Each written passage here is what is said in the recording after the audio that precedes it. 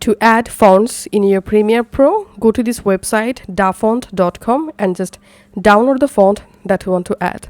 My font is Chunky Bunny. Once you successfully downloaded the font, go to your file explorer, go to downloads folder, and here you will find your font zip file.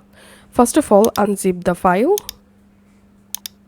Now open the font folder, and here you will find .ttf file or OTF file. Just open the TTF or OTF file and click on install, and the font will be installed in your computer. Now you have to exit your Premiere Pro.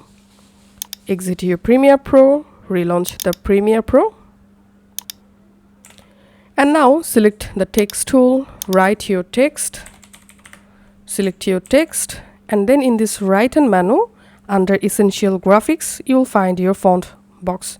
Click on that, and here just type your font name.